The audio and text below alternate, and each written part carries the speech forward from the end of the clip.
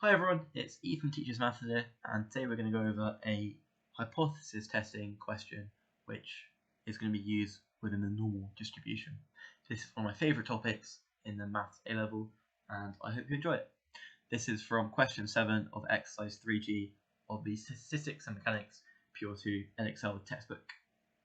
Okay, so we're told that we have a mass of European water voles is m grams, and it's normally distributed, and it has a standard deviation of 12 grams.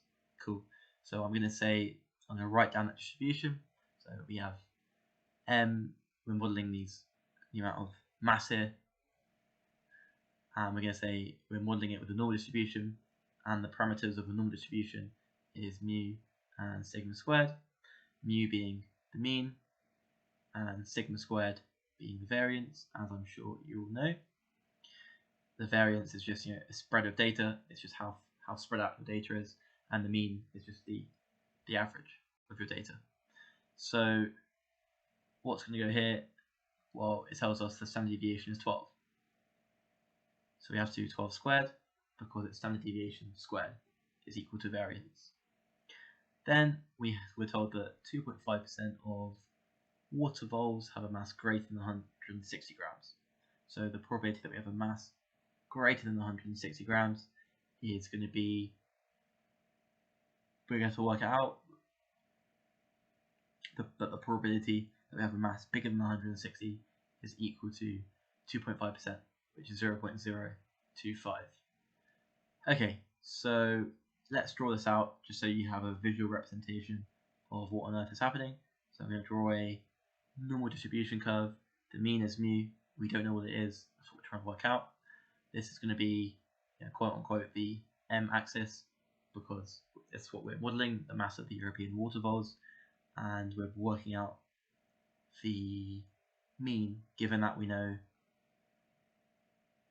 160, given that we know water voles with a mass greater than 160. This area under the normal distribution curve is 0.025 or 2.5%. Okay, so all we're going to do is use the inverse normal function on our calculator. But we have to remember one really crucial fact about it. The inverse normal function on our calculator gives us, if we type in, for example, the area is going to be 0.025. I've got my Casio FX91991EX calculator right here next to me, so I'm going to walk you through it. I'm going to press menu setup. I'm going to go to 7, which is distribution. I'm going to click 3, which is inverse normal, and it gives me 3 options: area, sigma, and mu. Area, okay, what happens, let's see if we put the area that we're given. Sigma, we know it is 12. Hang on a minute, we don't know what the mean is. That's no good. Okay, so what are we going to do? Well, what we're going to do is we're going to use the standard normal distribution function. Now, the standard normal is this. So it has a mean of 0 and a standard deviation of 1, and also a variance of 1, because 1 squared is simply 1. Now, maybe some of you are a bit confused as to where does this Z stuff come from. So I'm going to provide a 5-minute background and reasoning why there's this whole Z business going on. So back in the day, back when I did my A-levels, calculators weren't unbelievable, and they couldn't do the normal distribution questions for us. We had these tables in the back of our formula booklets, which you still have, but they've taken out the ones which we used to have on the normal distribution. The normal distribution, the standard one, and the one that was in our formula booklets, had a mean of 0 and a standard deviation of 1. Now, why is that? Well, that's just called the standard normal, and it's very unlikely that the situation that your experiment is relatable to the standard normal. I doubt it's going to have a mean of 0 and a standard deviation of 1. Right? I doubt we're going to have water voles with a mass of 0. Right? It doesn't make any sense. How can you have negative mass? Right? It doesn't really make any sense unless you're a physicist. Okay, so what we do, we call this basically the z-axis, and we basically map the function which we have onto the normal distribution, the standard normal. So z would be here, and I would have very nice with variance of 1, and the thing that you're modelling, x, q, w, I don't care. Usually we see that x, in this case it's m, it's going to have a mean of mu and a variance of sigma squared, so a standard deviation of sigma. So that's going to be mu minus sigma, and that's mu plus sigma. Fantastic. So all that we're doing when you see this z is that we're going to map our x function onto the z. And you may have seen this formula. It says x, or it says z is equal to x minus mu over sigma. But what this formula does is it codes your data, so the thing that you're modeling, to this standard function.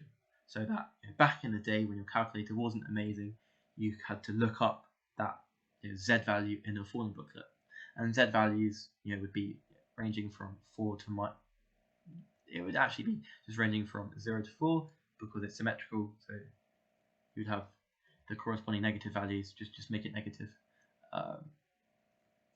in your booklet. It wouldn't be feasible to have a 2,000 page or thousands and thousands of pages in a formula booklet with lots and lots of different values of the thing that you're modeling and the probability associated. It's much more efficient, and just we're saving the planet here, and we're going to have this coding function which is going to code our x value onto the standard normal. So why is the standard normal useful here? Well, it turns out that we can work out the z value, which is corresponding to these 160 grams, and that's going to enable us to find what the mean of this data is. So let's do that together. So we have the area, sigma, and mu. Now for the standard normal, sigma is always 1 and the mean is always 0. That doesn't change for the standard normal. The area, you have to be careful here. If you put 0.025 in, that's not going to work. 0.025 isn't going to work. Why is it not going to work? Because the inverse normal function only gives you values of whatever you're finding, of z values or m values, when it's less than or equal to. It's super, super important. What do I mean by less than or equal to? It gives you the area to the left of the value which you have. Right, so we have to change this area to 0.0975.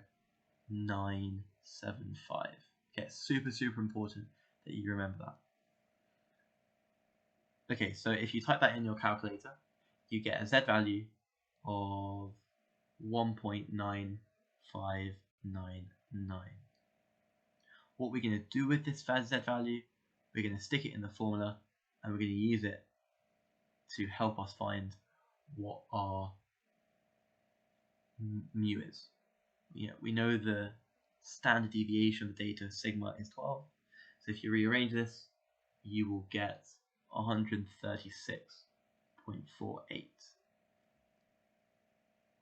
And the units, if they care, it's going to be grams because it's mass. And that's two decimal places. Okay, so that's part A. I'm going to do separate videos for part B and C. I hope that helped understanding what the standard normal is and why we need to use it. Brilliant.